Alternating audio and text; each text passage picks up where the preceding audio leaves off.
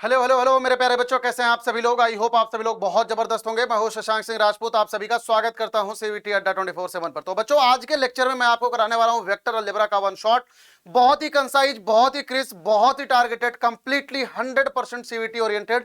आप किसी भी टाइम पे इस सेशन को रिवाइज कर सकते हो, चाहे आप एग्जाम के पहले रिवाइज कर लो, चाहे आप किसी भी टाइम पे कर सकते हो। अगर आप कहीं पे जा रहे हो, कहीं पे भी बैठे हुए हो, आप आराम से मोबाइल के अंदर without wasting a single second इस सेशन की शुरुआत करते हैं यार सभी मेरे बच्चे। और यार इसकी पीडीएफ आप सभी लोग डाउनलोड कर सकते हैं आराम से, आप हमसे कांटेक्ट कर सकते हैं जहां कहीं पर भी हो। आप इसकी पीडीएफ को लेके अच्छी तरीके से आप पढ़ सकते हैं। बच्चों, आज के सेशन में मैं आपको कराने वाला हूं कंप्लीट फार्मूला रिवीजन। यहां पे इंपॉर्टेंट क्वेश्चंस भी इसके करेंगे, ठीक है। और यार इसके बाद इसमें कुछ ट्रिक्स और कुछ सीवीटी के पीवाईक्यूज भी यहाँ पे देखेंगे। तो जितने भी मेरे बच्चे आप सभी लोग देख रहे हो यार, फटाफट एक बार सारे के सारे बच्चे सेशन को अपने दोस्तों में जरूर शेयर कर देना। मतलब एक सिंगल सेकंड भी पूरे के पूरे सेकंड में वेस्ट नहीं, पूरे के पूरे सेशन में वेस्ट नहीं होने वाला है। सब कुछ आपको यहाँ पे कराने वाला हूँ, सब कुछ बहुत ही अच्छी तरीके से कराने वाला हूँ। तो सभी मेरे बच्चे जल्दी से फटाफट सेशन में जुड़ जाओ, अपनी कॉपी कलम निकाल लो। लिखने की कोई जरूरत नहीं है क्योंकि आप लिख नहीं पाओगे, बस आप सेशन को रिवाइज अच्छी तरीके से करते चलो, बस सिर्फ और सिर्फ इतना ही करना है। अब यार यहां पर सबसे पहले वेक्टर को पढ़ने के पहले अगर हम स्केलर और वेक्टर का डिफरेंस ना देखें तो क्या ही मतलब है ना। तो यार यहां पर स्केलर किसको कहते हैं बच्चों और वेक्टर किसको कहते हैं? भैया वो सारी की सारी फिजिकल क्वांटिटी जहां पे सिर्फ और सिर्फ मैग्नीट्यूड होता है उनको हम स्केलर कहते हैं। और वो सारी की सारी फिजिकल क्वांटिटी जहां पर मैग्नीट्यूड और डायरेक्शन दोनों होता है बच्चों, ऐसी फिजिकल क्वांटिटी को हम क्या कहते हैं? Both magnitude and direction. ऐसे फिजिकल क्वांटिटीज को हम क्या कहते हैं सर? वेक्टर कहते हैं। ठीक है, क्लियर। अब यार इसके बाद जैसे यहां पर एग्जांपल के लिए देखें तो जैसे डिस्टेंस है, mass, length, time, volume, speed, area, ये सारी की सारी चीजें क्या है सर? स्केलर है। यहां पर एरिया में थोड़ी छोटी सी बात है, जब भी एरिया को हम एज ए मैग्नीट्यूड के जैसा देखते हैं तो वो स्केलर माना जाता है। अदरवाइज एरिया कई जगहों पर वेक्टर क्वांटिटी भी होती है, जैसे आप फिजिक्स वगैरह में यूज करते हो, फ्लक्स वगैरह में। तो on the other hand the physical quantity which has magnitude as well as direction, acceleration, force etcetera, ये सारी की सारी चीजें क्या है बेटा? ये सारी की सारी चीजें हमारी वेक्टर है। ठीक है, क्लियर है। अब आगे चलते हैं यार फटाफट। रिप्रेजेंटेशन ऑफ अ वेक्टर, किसी भी वेक्टर को सर हम रिप्रेजेंट कैसे करते हैं सर? ए वेक्टर से हम रिप्रेजेंट करते हैं, जो कि एक बेसिकली डायरेक्टेड लाइन होती है। आप सभी बच्चों को अच्छी तरीके से पता होगा, ठीक है। तो इसकी डिटेलिंग में तो क्या ही जाएंगे हम। अब यार इसके बाद जीरो वेक्टर या नल वेक्टर। बच्चों जीरो वेक्टर या नल वेक्टर किसको कहते हैं? अगर कहीं पर यहां पर सब कुछ लिखा हुआ है, आपको कुछ भी पढ़ने की जरूरत, मतलब मैं सच में कह रहा हूं कुछ लिखने की जरूरत नहीं है, आराम से आप पीपीटी को पढ़ लेना, that is the more than enough for you. यार यहां पर बच्चों स्केलर और वेक्टर हम लोग कर चुके हैं। अब यहां पर जीरो या नल वेक्टर हम किसको कहते हैं? देखो, अगर कहीं पर किसी भी वेक्टर का अगर मैग्नीट्यूड अगर जीरो आ जाए तो आप क्या बोलोगे sir? This is a zero vector या नल वेक्टर आप इसको बोलते हो। ठीक है, क्लियर। इसको रिप्रेजेंट करते हैं जीरो वेक्टर या नल वेक्टर से। इसके बाद बच्चों यूनिट वेक्टर हम किसको कहते हैं? यार यूनिट वेक्टर अगर हमारे पास कोई भी, मान लो यहां पर एक वेक्टर है, ठीक है, ये मान लो हमारे पास कोई भी एक वेक्टर है, ठीक है। अब यहां पर इसका अगर हमें यूनिट वेक्टर निकालना है, let's say this one is the A vector, इसका यूनिट वेक्टर क्या हो जाएगा बच्चों? ए वेक्टर अपॉन मॉड ए वेक्टर। इसको रिप्रेजेंट करते हैं सर ए कैप से रिप्रेजेंट करते हैं। तो छोटी सी बात इसको ध्यान में रखना, ए अपॉन मॉड ए, इसको वेक्टर अपॉन मैग्नीट्यूड ऑफ ए, इस तरीके से हम इसको रिप्रेजेंट कर देते हैं। इसके बाद यहां पर चलते हैं यार, अगर कहीं पर कोई भी यूनिट वेक्टर होता है तो भैया इसका मैग्नीट्यूड हमेशा क्या होता है सर? 1 होता है, ठीक है। और इसके अलावा जो आई कैप, जे कैप, के कैप होता है, ध्यान से सुनना, यहां पर अगर हमारे पास यहां पर 3 एक्सिस है, ठीक है, ये वाली एक्सिस अगर एक्स एक्सिस है, ये वाली वाई एक्सिस है, ये वाली जेड एक्सिस है, तो बच्चों आई कैप बेसिकली क्या होता है? Unit vector along the x axis को हम क्या कहते हैं? आई कैप कहते हैं। Unit vector along the j, along the y axis को हम जे कैप कहते हैं। और unit vector along the k axis को हम क्या कहते हैं सर? के कैप कहते हैं। तो कभी भी अगर आई कैप, जे कैप, के कैप के बारे में कोई पूछे तो आप क्या बोलोगे sir? Unit vector along the x axis, unit vector along the y axis, unit vector along the z axis. अगर ये सारे के सारे यूनिट वेक्टर हैं तो भैया mod i is equal to mod j is equal to mod k is equal to कितना आ जाएगा सर? 1 आ जाएगा। यहां पर यही चीज लिख रखा है, ठीक है, क्लियर है यार। टू यूनिट वेक्टर मे और may not be unless they have the same direction. अब यहां पर इक्वल वेक्टर में आते हैं। अगर हमारे पास कहीं पर भी दो वेक्टर अगर इक्वल वेक्टर है तो यहां पर होना क्या चाहिए? ध्यान से सुनो, two vector A and B said to be equal, अगर इनके मैग्नीट्यूड बराबर है। अगर कभी भी दो वेक्टर को बराबर करना है तो इसका मैग्नीट्यूड बराबर होना चाहिए। They have the same direction, इनमें डायरेक्शन जो होनी चाहिए बेटा सेम होनी चाहिए। समझ रहे हो? तो यानी कहने का मतलब यह है कि जैसे मान लो अगर हमारे पास यहां से एक वेक्टर ए वेक्टर है, A vector is equal to A one I cap plus B one J cap plus C one K cap लिखा हुआ है, और दूसरा वेक्टर भैया B vector is equal to a2i cap plus b2j cap plus c2k cap लिखा हुआ है। अगर ये दोनों बराबर हैं तो यार यहां से a1 is equal to a2 होना चाहिए, b1 is equal to b2 होना चाहिए और c1 इज इक्वल टू भैया c2 होना चाहिए। ये तीन का तीनों चीज होना जरूरी है। अगर ये तीनों चीज हो गई तो हम क्या बोलेंगे sir, both vectors are the equal vector. अब भैया इसके बाद हम कोलिनियर वेक्टर या पैरेलल वेक्टर की बात करते हैं। यार अगर कहीं पर यहां पर मान लो ये a वेक्टर है, ठीक है, और ये b वेक्टर है और ये c वेक्टर है। यार कोलिनियर वेक्टर किसको कहते हैं सर, अगर कहीं पर भी दो वेक्टर की डायरेक्शन अगर सेम है, ऐसे वेक्टर्स को हम कोलिनियर वेक्टर कहते हैं। यार अगर यहां पर जैसे मान लो हमारे पास a vector is equal to a1i cap plus b1j cap plus c1k cap लिखा हुआ है बच्चों, और अगर b vector is equal to मान लो यहां से a2i cap plus b2j cap plus c2k cap लिखा हुआ है। यार दो वेक्टर पैरेलल वेक्टर कब होते हैं, अगर हम इनमें कहीं पर किसी भी एक वेक्टर को दूसरे वेक्टर का लैम्डा टाइम्स अगर हम लिख सकें तो both vectors are the parallel vector या कोलिनियर वेक्टर। यहां पर लैम्डा क्या होता है सर, रियल नंबर होता है। ठीक है, क्लियर।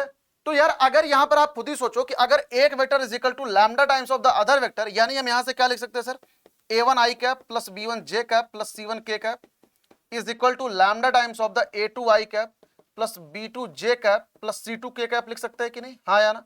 तो यार यहां से अगर ये दोनों इक्वल वेक्टर है तो यहां से हम क्या लिख सकते हैं sir, a1 is equal to lambda a2, same इसी तरीके से यहां से b1 is equal to lambda b2, same इसी तरीके से यहां से c1 is equal to lambda c2 लिख सकते हैं कि नहीं। तो यार अगर यहां से a1 is equal to lambda a2 लिख रहा है तो भैया यहां से लैम्डा इज इक्वल टू क्या लिख सकते हो, a1 अपॉन a2, और यहां से lambda is equal to b1 upon b2, और यहां से lambda is equal to c1 upon c2 लिख सकते हो। तो यानी कहने का मतलब क्या होता है सर, अगर हमारे पास कहीं पर भी दो वेक्टर अगर कोलिनियर वेक्टर हैं तो उनके डीआरस का रेशियो या उनके जो कोफिशिएंट्स का रेशियो है वो क्या होता है सर, बराबर होता है। ठीक है, क्लियर है सभी बच्चों को। अगला वेक्टर है यार कोप्लेनर वेक्टर। कोप्लेनर वेक्टर उन सारे वेक्टर्स को कहते हैं जो कि एक प्लेन में हो।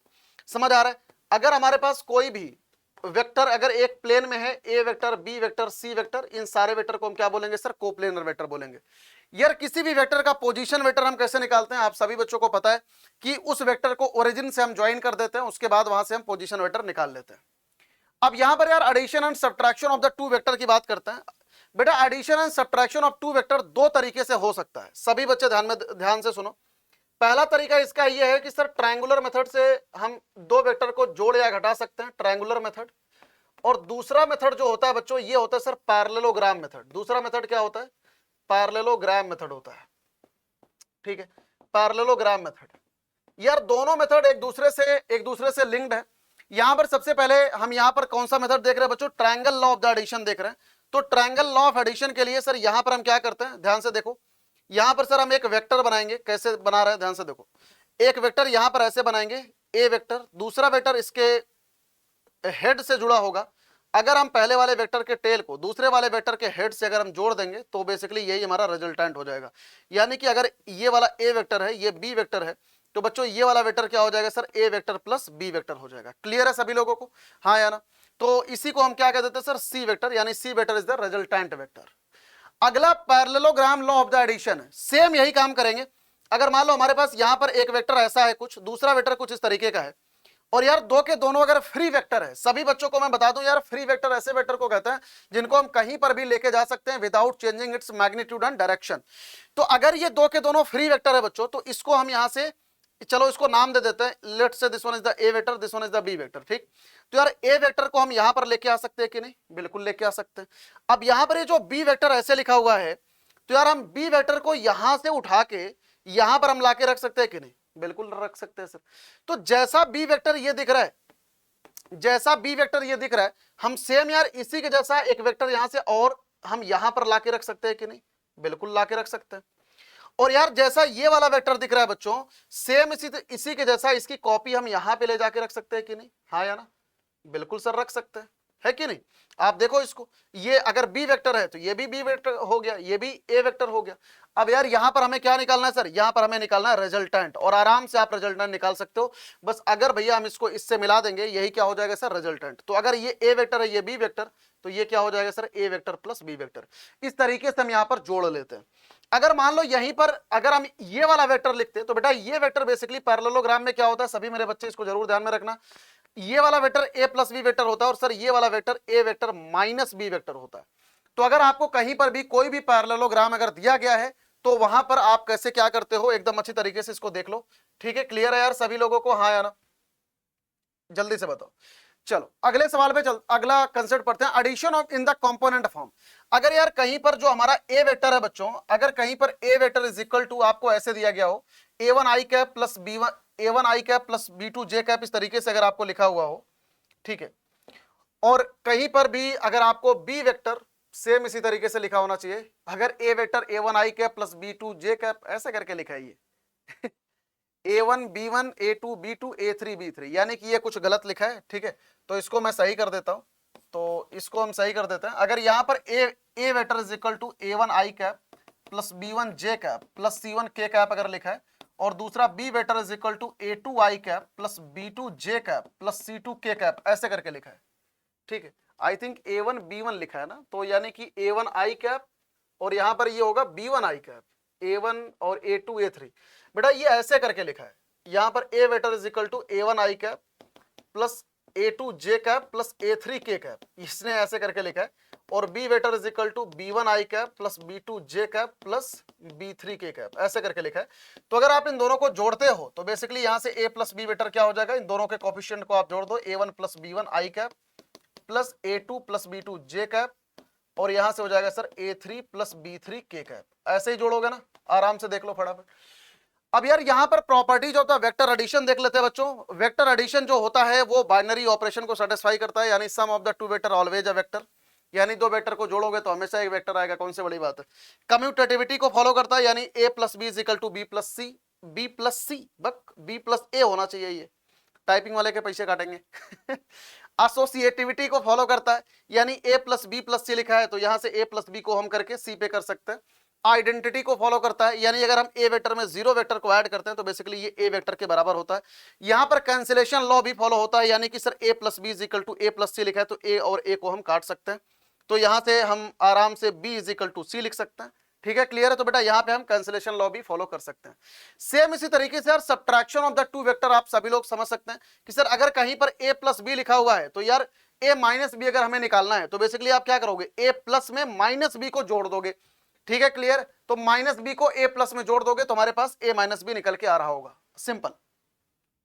तो अगर मान लो कहीं पर a vector is equal to a1 i cap plus a2 j cap plus a3 k cap लिखा है, b is equal to b1 i cap b2 j cap b3 k cap लिखा है, इन दोनों को अगर घटाओगे तो कैसे घटाओगे sir, a vector plus a vector minus b vector को कैसे लिखोगे, a vector minus b vector को आप लिखोगे a vector plus minus b vector. ठीक है, क्लियर? तो इसको जैसे ही आप घटाओगे यहां पर ऐसे आ जाएगा, दोनों के कोफिशिएंट्स को घटाते जाओ, a1 minus b1 a2 minus b2 a3 minus b3 यहां पर होना चाहिए, a3 माइनस b3। ठीक है, क्लियर है सभी बच्चों को? हाँ या ना?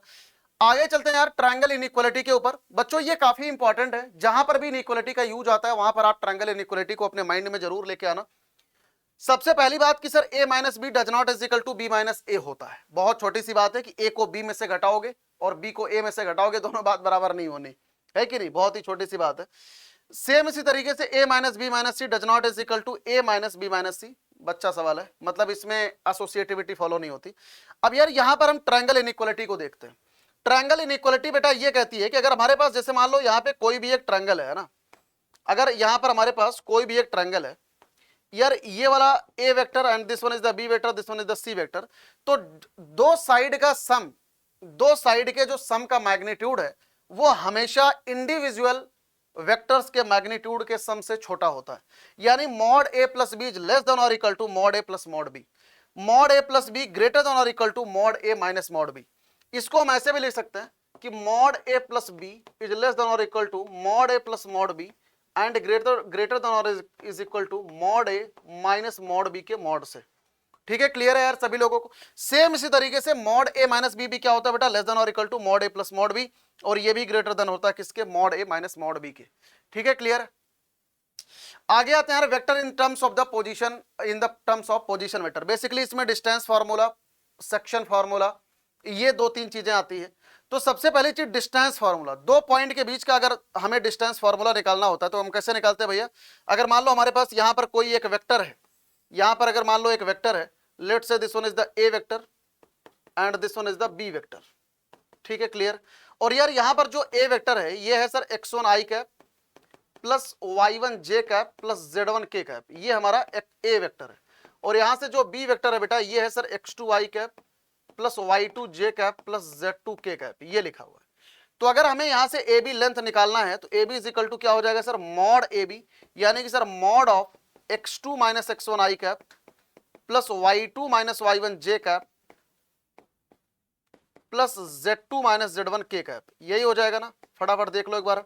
ठीक है, तो बेटा अगर आप यहां से इसका मॉडुलस निकालोगे तो बेसिकली यहां से क्या आ जाएगा, अगर आप इसका मॉड निकालोगे, mod x2 minus x1 i cap plus y2 minus y1 j cap z2 minus z1 k cap, तो आपके पास आ जाएगा sir under root of x2 minus x1 का whole square plus y2 minus y1 का whole square plus z2 minus z1 का whole square, तो आपके सामने यही आ जाएगा।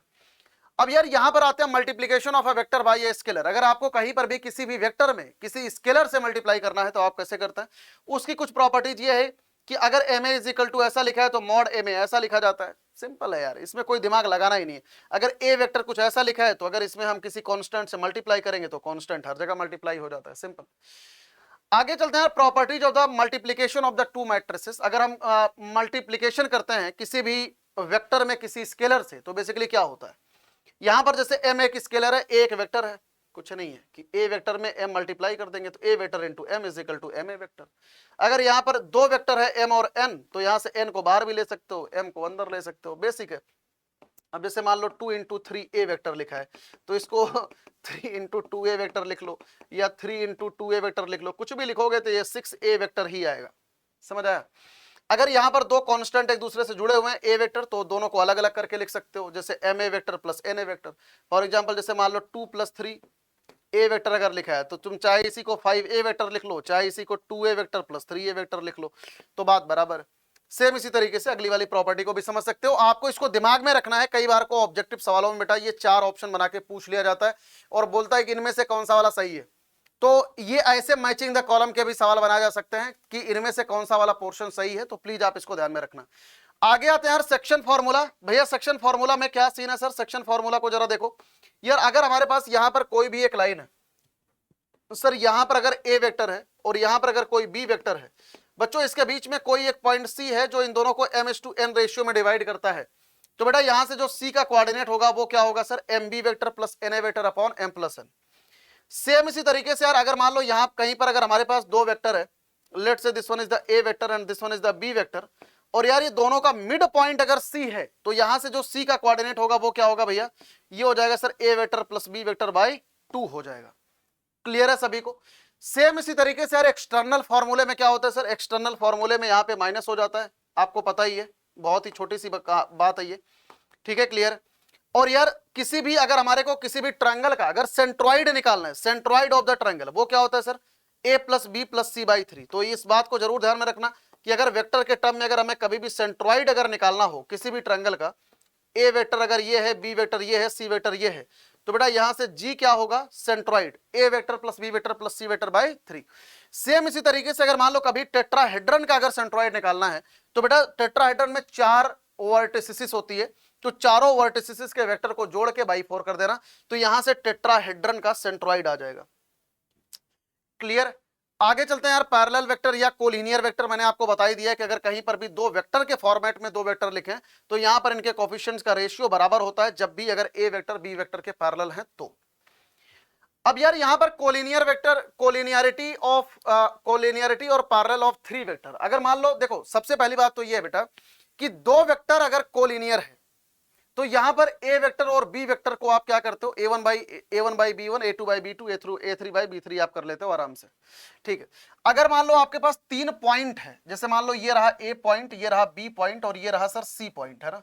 अगर मान लो आपको 3 पॉइंट दिए गए, जैसे यहां से a वेक्टर और यहां से ये b वेक्टर और यहां से सर c वेक्टर, आपको 3 पॉइंट अगर दिए जाए तो ऐसे केसेस में बेटा आप यहां से 2 वेक्टर बना लोगे।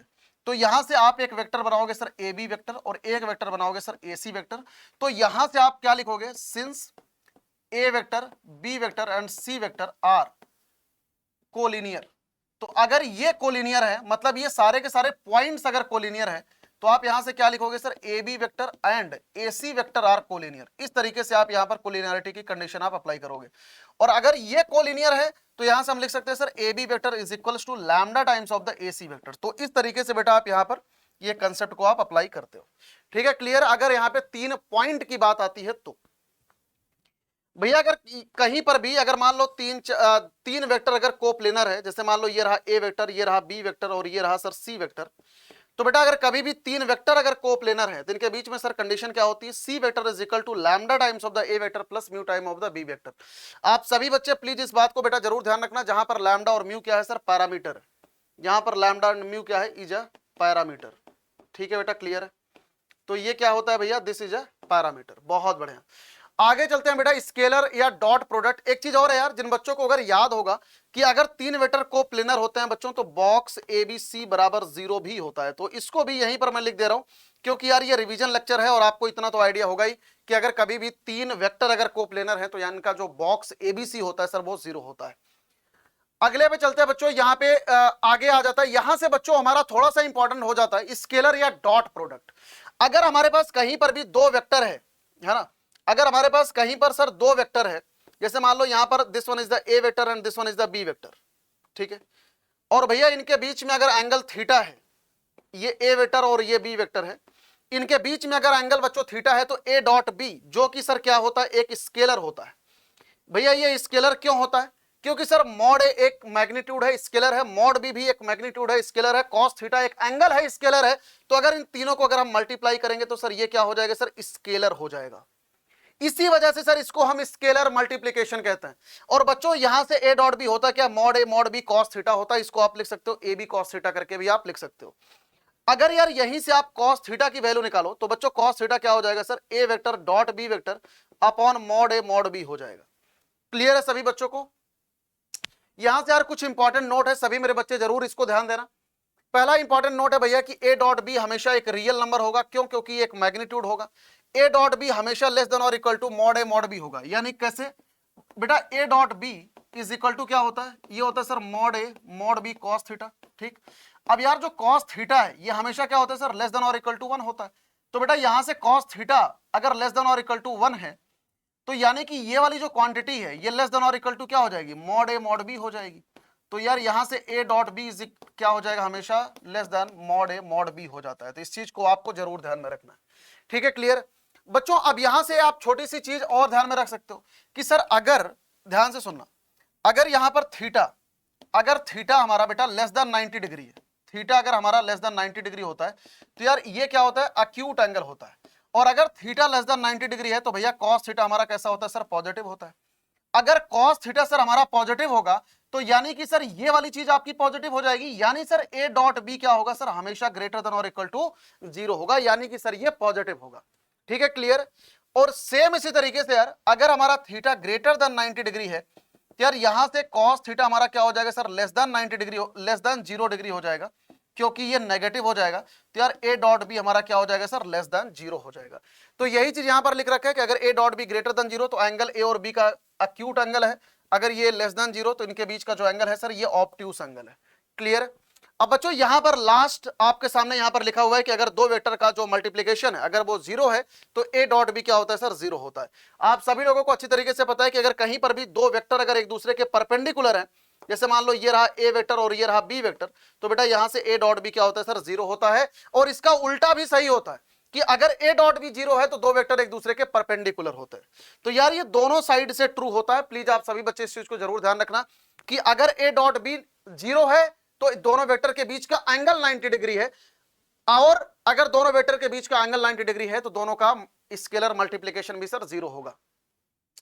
अगला यहां पर देखो क्या लिखा है बेटा, अगर ए और बी लाइक वेक्टर है यानी कि उनके बीच का जो थीटा होगा सर 0 होगा। लाइक वेक्टर यानी कि सेम या कोलिनियर वेक्टर या पैरेलल वेक्टर है ना, तो उनके बीच का जो थीटा होगा क्या होगा सर, 0 होगा। तो A dot B is equal to mod A mod B आ जाएगा। क्यों, क्योंकि सर कॉस 0 डिग्री की वैल्यू कितनी आ जाएगी सर, 1 आ जाएगी। ठीक है, सेम इसी तरीके से ए और बी अगर अनलाइक वेक्टर है यानी कि सर ये वाला वेक्टर इधर है और दूसरा वाला वेक्टर अगर मान लो इधर है, ठीक है, तो अगर ये वाला वेक्टर ए वेक्टर है और ये अगर बी वेक्टर है तो बेटा इनके बीच का एंगल कितना है, थीटा इज इक्वल्स टू पाई है। तो अगर cos थीटा यहां से कितना आ जाएगा, cos theta is equals to -1 आ जाएगा। तो a dot B is equal to minus A B आ जाएगा। अगला, अगर scalar product of a vector itself is equal to square of its model, अगर मान लो कहीं पर a डॉट ए लिखा हुआ है बेटा तो ये क्या हो जाएगा सर, मॉड ए स्क्वायर हो जाएगा। क्यों, क्योंकि अगर ये वाला वेक्टर भी a वेक्टर, ध्यान से सुनो, अगर ये वेक्टर ए वेक्टर और यही वेक्टर भी ए वेक्टर, तो यार इनके बीच का जो थीटा हो जाएगा वो 0 डिग्री आ जाएगा, तो यहां से मॉड ए स्क्वायर आ जाएगा। अब यार कुछ प्रॉपर्टीज हैं डॉट प्रोडक्ट की, आप सभी बच्चों को ध्यान में रखना चाहिए कि बेटा डॉट प्रोडक्ट हमेशा क्या होता है सर, कम्यूटेटिव होता है। डॉट प्रोडक्ट क्या होता है, कम्यूटेटिव, यानी A dot B is equal to B dot A. ये एसोसिएटिव भी होता है, इसको तो डिस्ट्रीब्यूटिव कहते हैं। A dot B plus C is equal to A को बी के साथ में डॉट, ए को सी के साथ में। अगर यहां पर A dot B is equal to A dot C लिखा है बेटा, तो यहां पर कैंसिलेशन लॉ होल्ड नहीं करता, ये चीज जरूर ध्यान में रखना। यहां पर cancellation law does not hold, है ना, यहां पर cancellation law does not hold, ये होल्ड नहीं करता। ठीक है, क्लियर। अगर मान लो कहीं पर A dot B is equal to A dot C लिखा हुआ है, तो आप यहां से ए डॉट को कॉमन ले सकते हैं, यानी A dot B minus C is equal to 0। और यहां से आप लिख सकते हो कि दो वेक्टर के बीच का अगर एंगल 0 है, यानी A vector is perpendicular to B minus C vector, आप इस तरीके से लिख सकते हो। ठीक है, क्लियर है, क्योंकि दोनों का डॉट प्रोडक्ट 0 होगा। अब यार कुछ इंपॉर्टेंट फॉर्मूलाज हैं बच्चों, ये सारे के सारे इंपॉर्टेंट फॉर्मूलाज जनरली बहुत ज्यादा काम आता है। तो यहां से सबसे पहला फॉर्मूला है सर ए प्लस बी का whole square mod A square plus 2 A dot B plus mod B का स्क्वायर। अगर यहां पर माइनस करोगे तो यहां पर माइनस हो जाएगा, A plus B A minus B is equal to mod A square minus mod B square, ध्यान रखना इसको। ठीक है, सेम इसी तरीके से मॉड ए प्लस बी क्या होगा sir, mod A plus B, mod A plus mod B के बराबर होता है, लेकिन कब, जब ए और बी एक दूसरे के पैरेलल होते हैं। अगर पैरेलल होते हैं तो ऐसा क्यों होता है, क्योंकि सर इनके बीच का थीटा 0 हो जाता है, और थीटा अगर 0 हो जाता है, ठीक है, अगर ए और बी बेटा इनके बीच, ध्यान से सुनना, अगर mod A plus B is equal to mod A plus mod B क्या होगा, जब A is parallel to the B vector, क्यों, क्योंकि इनके बीच का थीटा 0 हो जाएगा। ए प्लस बी का whole square is equal to mod A square plus mod B square होगा, कब, जब यहां पर ए जो है ये बी के परपेंडिकुलर होगा, तो यहां से कॉस थीटा आपका 0 हो जाएगा। सेम इसी तरीके से mod A plus B is equal to mod A minus B होगा, कब, जब ए और बी एक दूसरे के परपेंडिकुलर होंगे। तो प्लीज ये बेटा ये सारा का सारा ये आप को पता नहीं है, ये बेटा एज इट इज ऑप्शन में आपको बना के दे देगा ए बी सी करके, और नीचे आपको ऑप्शन बना देगा ए एंड बी ओनली, मतलब एज इट इज सवाल ये बनाया जा सकता है, एज इट इज सवाल बी एंड सी ओनली, इनमें से कौन सा पार्ट सही है। बहुत इंपॉर्टेंट आइडेंटिटीज है सारी की सारी, तो प्लीज आप इसको अच्छी तरीके से रिकॉल कर लेना। अगला बेटा scalar product in terms of the component. अगर मान लो हमारे पास A vector is equal to a1 i cap plus a2 j cap a3 k cap है, B vector is equal to b1 i cap b2 j cap b3 k cap है, तो अगर हम दोनों को यार डॉट प्रोडक्ट लेते हैं तो बेसिकली इनके कोफिशिएंट्स को मल्टीप्लाई कर देते हैं, a1 b1 a2 b2 a3 b3 को हम जोड़ देते हैं, तो इस तरीके से हम जोड़ के यहाँ पे लिख देते हैं। अगला बच्चों angle between the two vector, तो यार अगर हमारे पास a dot b is equal to, यहां से ये आया था mod a mod b cos theta, तो भैया यहां से cos theta is equal to क्या हो जाएगा, a dot B upon mod A mod B.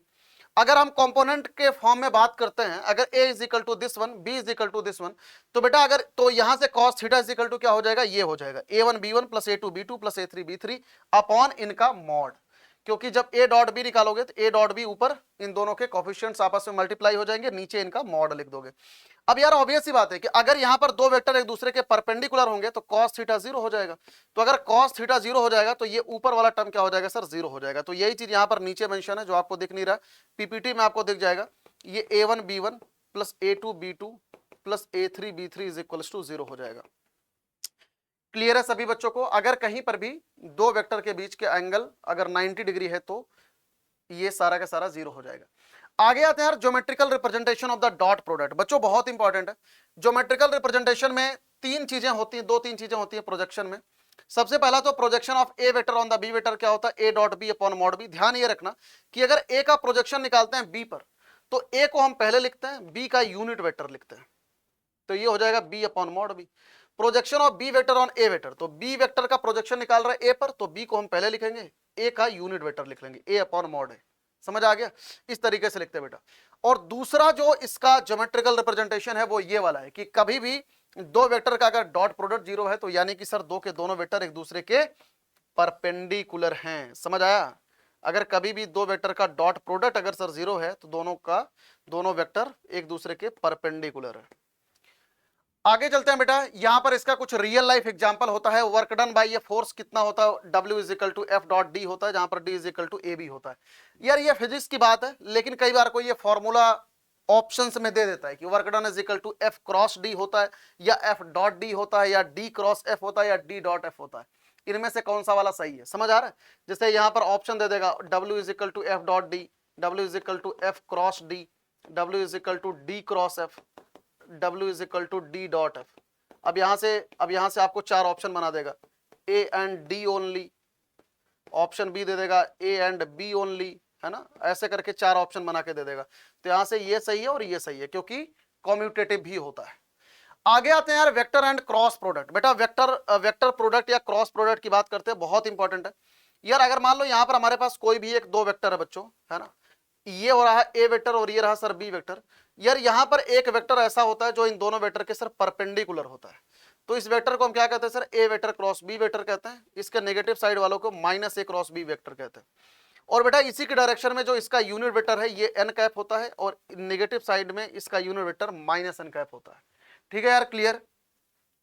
तो यहां से यार ए क्रॉस बी क्या होता है, mod A mod B sine theta, जहां पर भैया थीटा कहां से कहां तक होता है सर, 0 से लेके पाई के बीच में होता है। और बेटा प्लीज आप यहां पर भी लिख लेना, यहां पर भी जो थीटा होता है हमारा वो 0 से लेके पाई के बीच में ही होता है। तो स्केलर प्रोडक्ट में भी, हाँ यहां पर देखो मेंशन कर रखा था मैंने, बस रिकॉल नहीं कराया, थीटा कहां से कहां तक होता है सर, 0 से लेके पाई के बीच में होता है। ठीक है, क्लियर, तो इसको ध्यान में रखना। अब आगे चलता है यार फटाफट। तो हाँ, तो यहां से ऑब्वियस सी बात है कि सर एन वेक्टर क्या है, N vector is the unit vector. ये क्या है, ये एक यूनिट वेक्टर है। तो अगर यार ये यूनिट वेक्टर है तो मॉड एन वेक्टर कितना हो जाएगा सर, ये हो जाएगा हमारा 1। और एन वेक्टर कहां पर होता है, this is a vector in the direction of perpendicular to the both A and B. ये ए और बी दोनों के परपेंडिकुलर वाली डायरेक्शन में होता है, जहां पर हम यूज करते हैं कौन सा, राइट हैंडेड सिस्टम यूज करते हैं। यानी ए की डायरेक्शन में पंजा रख के बी की साइड में घुमाते हैं, तो थंब की डायरेक्शन हमारे को एन कैप की डायरेक्शन बताती है, या ए क्रॉस बी की डायरेक्शन हमें बताती है। ठीक है, क्लियर। आगे चलते हैं बच्चों, vector product in terms of the component. अगर आपके पास A vector is equal to ये लिखा हुआ है वेक्टर के फॉर्मेट में, और B vector is equal to ये वेक्टर के फॉर्मेट में लिखा हुआ है, तो ए क्रॉस बी हम कैसे निकालते हैं, डिटर्मिनेंट के फॉर्मेट में, आई जे के a1 a2 a3 b1 b2 b3, इस तरीके से निकाल लेते हैं। अगला यार एंगल बिटवीन टू वेक्टर, दो वेक्टर के बीच का एंगल अगर हमारे को क्रॉस प्रोडक्ट के टर्म में निकालना है तो हम कैसे निकालते हैं sir, sine theta is equal to mod A cross B upon mod A mod B. अच्छा ये ऐसे कैसे निकालते हैं, सभी लोग जरा ध्यान से सुनना। बेटा ए क्रॉस बी होता कितना है, ए क्रॉस बी होता है बाबू mod A mod B sine theta N cap. ठीक, दोनों साइड आप मॉड ले लो, तो मॉड ए क्रॉस बी कितना होगा, mod A mod B mod sine theta, ठीक है, mod sine theta mod N vector हो जाएगा। अब यार यहां पर थीटा हमारा 0 से लेके पाई के बीच में है, तो बेटा साइन थीटा हमेशा कैसा होगा सर, पॉजिटिव होगा। तो मॉड साइन थीटा की वैल्यू कितनी हो जाएगी सर, साइन थीटा के हम लिख सकते हैं। और अगर बेटा और मॉड एन वेक्टर कितना होता है सर, 1 होता है, तो यहां से यार ए क्रॉस बी हमारे पास कितना आ जाता है, ये आ जाता है mod A mod B sine theta. तो यार यहां से साइन थीटा की वैल्यू कितनी आ जाती है बच्चों, साइन थीटा की वैल्यू हमारे पास ये आ जाती है। ठीक है, अच्छी तरीके से देख लो। अब यहां पर एन वेक्टर क्या होता है, this is perpendicular to the both A and B, तो यार यहां से एन वेक्टर को क्या लिख सकते हैं, A cross B upon mod A cross B. क्यों, क्योंकि ये एक यूनिट वेक्टर होता है in the direction of A cross B के, तो ये क्या हो जाएगा, ए क्रॉस बी का यूनिट वेक्टर हो जाएगा। अब यहां पे कुछ इंपॉर्टेंट प्रॉपर्टीज हैं, सभी मेरे बच्चे अच्छे से ध्यान रखना। अगर यार दो वेक्टर अगर एक दूसरे के पैरेलल है, अगर दो वेक्टर एक दूसरे के पैरेलल होंगे तो यार ऑब्वियस सी बात है कि इनके बीच का जो थीटा होगा वो क्या हो जाएगा सर, 0 हो जाएगा। अगर थीटा 0 तो ए क्रॉस बी भी क्या हो जाएगा सर, 0 हो जाएगा। यानी दो पैरेलल वेक्टर के बीच का जो क्रॉस प्रोडक्ट है वो हमेशा क्या होता है सर, 0 के बराबर होता है। सेम इसी तरीके से अगर मान लो कहीं पर हमारे पास सर्कुलर रूल है, इसे कहते हैं बेटा circular rule, I cap J cap के कैप। यार I cross J is equal to कितना होता है सर, के होता है, I cross J is equal to K. Same इसी तरीके से जे क्रॉस के, तो बेटा यहां से जे क्रॉस के कितना होगा सर, यहां से देखो जे cross K is equal to हो जाएगा आई कैप। सेम इसी तरीके से के क्रॉस आई कितना हो जाएगा, जे कैप हो जाएगा। तो इस चीज को अच्छी तरीके से ध्यान में रखना, आई क्रॉस जे के, और यहां से आई क्रॉस के, ये कुछ गलत लिख रखा है, आप इसको फॉलो मत करना, मैं यहां पर जो लिख रहा हूं आप इसको फॉलो करना। आई क्रॉस जे, है ना, सर्कुलर रूल में चलना है, I cross J is equal to K cap, J cross K is equal to कितना हो जाएगा, J cross K is equal to I cap. Same तरीके से यार K cross I, K cross I is equal to हो, K cross I is equal to हो जाएगा sir जे cap.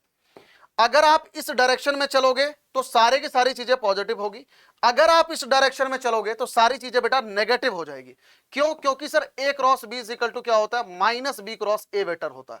तो अगर आप जे क्रॉस आई लिखो तो ये हो जाएगा सर माइनस का के कैप, अगर आप के क्रॉस जे लिखोगे ये हो जाएगा माइनस आई कैप, यहां से ये आई क्रॉस के अगर लिखोगे तो ये हो जाएगा सर माइनस का जे कैप। ठीक है, क्लियर। तो यहां से देख लेना ये हो सकता है कि सही भी लिखा हो अगर थोड़ा सा ये ध्यान से देखोगे, अदरवाइज आप इसको फॉलो करना जो मैंने यहां पर लिख रखा है, दिस इज द 100% करेक्ट। ठीक है, क्लियर? तो इसको अच्छी तरीके से आप देख लेना, दिस इज द 100% करेक्ट।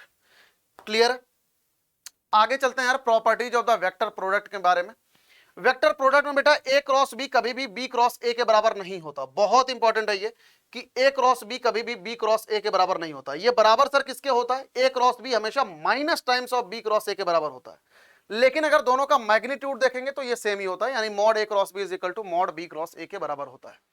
यार यहां पर कुछ इंपॉर्टेंट नोट है, सभी बच्चे जरूर ध्यान में रखना। ये बहुत ही बेसिक नोट्स हैं कि किसी भी कांस्टेंट को मल्टीप्लाई करेंगे तो ये कांस्टेंट यहां पर भी हो सकता है, कांस्टेंट बाहर भी आ सकता है। दो कांस्टेंट अगर मल्टीप्लाइड है तो दोनों को बाहर निकाल सकते हो। ए क्रॉस बी क्रॉस सी है तो ये बराबर नहीं होता, क्योंकि यहाँ पर डायरेक्शन आप चेंज कर दे रहे हो। ऐसा नहीं है कि इन दोनों का आप यहाँ पर एसोसिएटिव कर लो, तो ये एसोसिएटिव वैलिड नहीं है। इसमें भी अगर ए क्रॉस बी प्लस सी लिखा है तो ऐसा नहीं होता कि ए क्रॉस बी प्लस सी, ये ऐसा बिल्कुल भी नहीं होता। ये ऐसा होता है A cross B plus A cross सी, ऐसा होता है।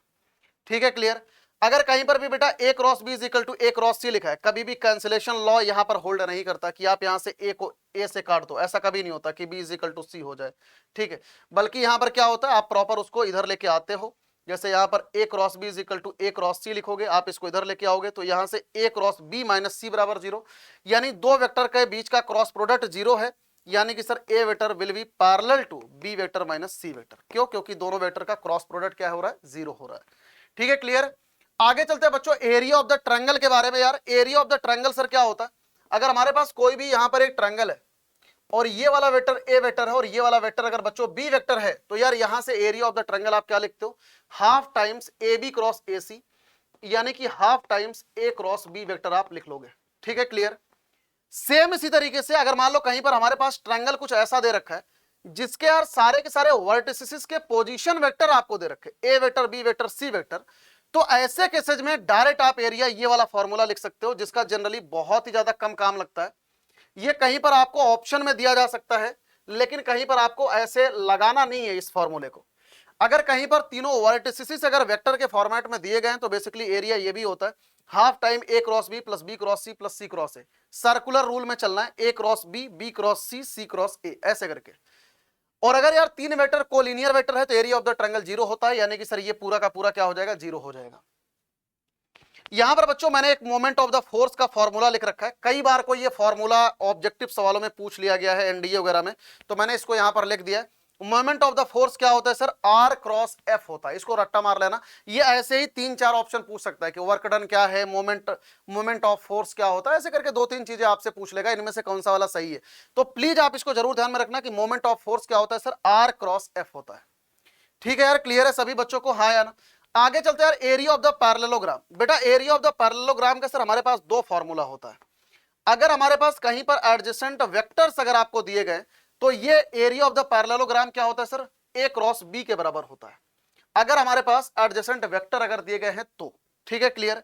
लेकिन अगर कहीं पर हमारे पास डायगोनल्स अगर दिए गए हैं बच्चों, डायगोनल्स यानी कि सर एक ये वाला डायगोनल और दूसरा सर ये वाला डायगोनल अगर दिया गया है, और अगर ये डायगोनल ए वेक्टर है और ये अगर बी वेक्टर है, तो अगर डायगोनल दिया गया है तो इसका एरिया कितना हो जाएगा? Half times A cross B हो जाएगा। तो प्लीज आप इन दोनों को जरूर ध्यान में रखना यार। यहां से ये एरिया जो है ना, अगर एडजेसेंट साइड अगर आपको दी गई है तो इसका एरिया ए क्रॉस बी होता है। अगर यहां पर आपको डायगोनल्स अगर आपको दिए गए हैं तो इसका एरिया कितना होता है sir? Half times A cross B होता है। ठीक है, दोनों फॉर्मूलाज आपको ध्यान में रखना है। और बेटा एरिया ऑफ किसी भी क्वाड्रिलेटरल का अगर आपको एरिया निकालना है, दोनों डायगोनल को क्रॉस प्रोडक्ट करके बाई 2 कर दो। ठीक है, चाहे वो कोई भी क्वाड्रिलेटरल है, आपको अगर किसी भी क्वाड्रिलेटरल का एरिया निकालना है, दोनों डायगोनल के क्रॉस प्रोडक्ट का आधा कर दो तो आपके पास एरिया आ जाएगा।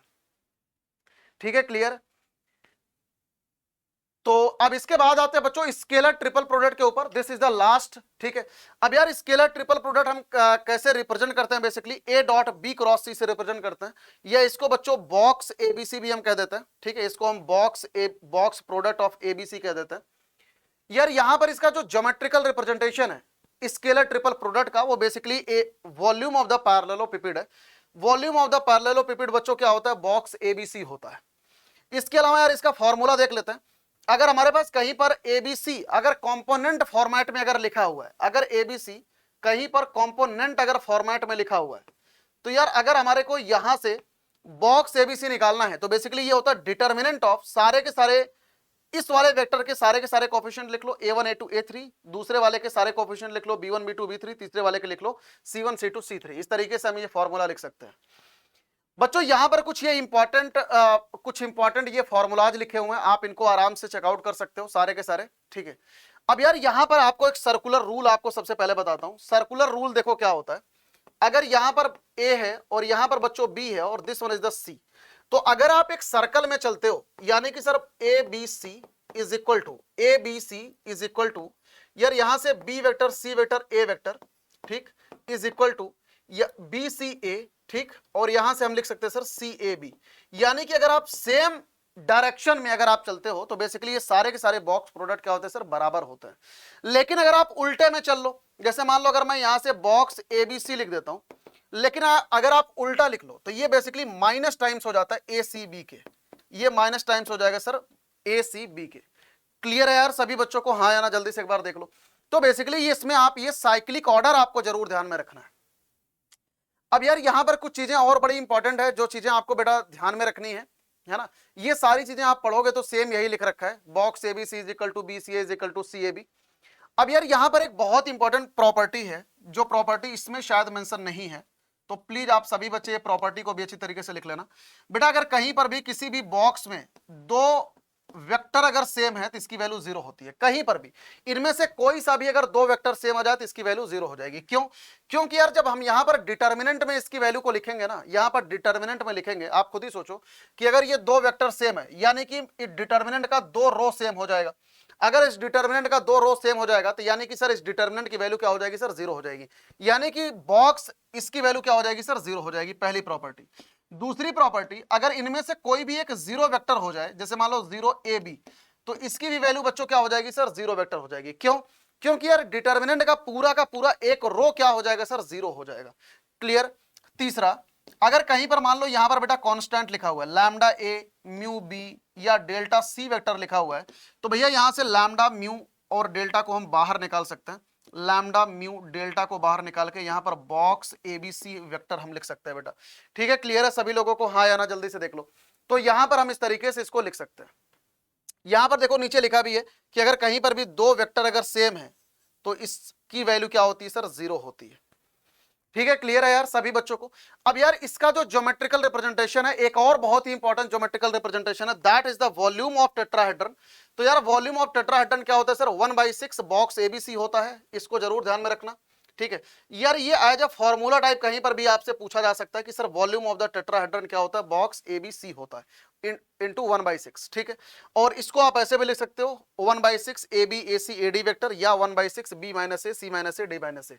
ठीक है, तो अच्छा टेट्राहेड्रन दिखता कैसा है? टेट्राहेड्रन देखो नीचे यहां पर एक ट्रायंगल के जैसा दिखता है, ठीक है, और यहां पर अगर आप एक पॉइंट ले लो और इस पॉइंट को अगर आप सबसे मिला दो, है ना, यहां से भी मिला दो इसको, यहां से भी अगर मिला दो और यहां से भी बेटा अगर मिला दो, और यहां पर जो ये वाला वेक्टर है, this one is the A vector, this one is the B vector, this one is the C vector, अगर ये तीन के तीनों एडजेसेंट वेक्टर है यानी ये पिरामिड के जैसा दिखता है। टेट्राहेड्रन कैसा दिखता है? पिरामिड के जैसा।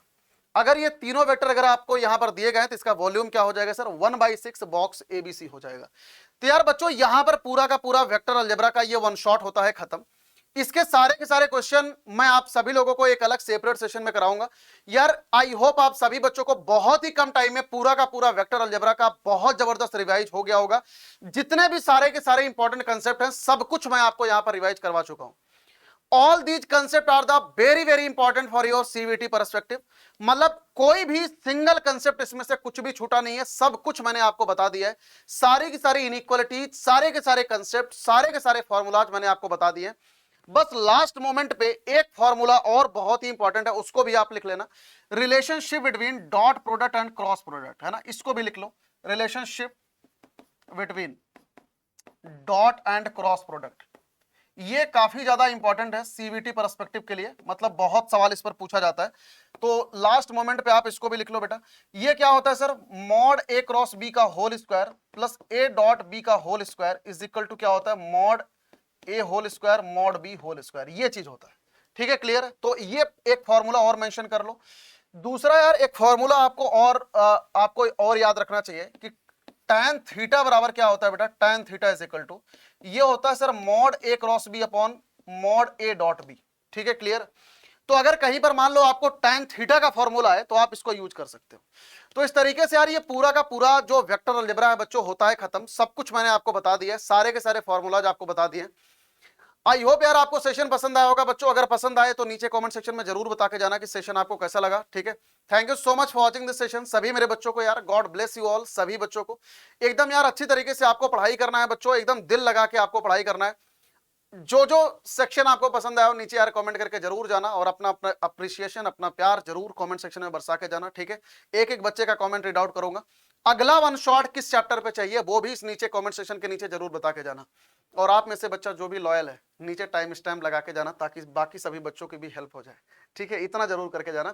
Thank you so much for watching this session. God bless you all और wish you all the very very best यार सभी बच्चों को। बहुत ही कम टाइम में हमने पूरा का पूरा सिलेबस रिवाइज कर लिया वेक्टर अलजेब्रा का। Thank you so much, God bless you all सभी बच्चों को। और इसकी पीडीएफ डाउनलोड करना बिल्कुल भी मत भूलना। Bye bye, take care, God bless you all, thank you so much.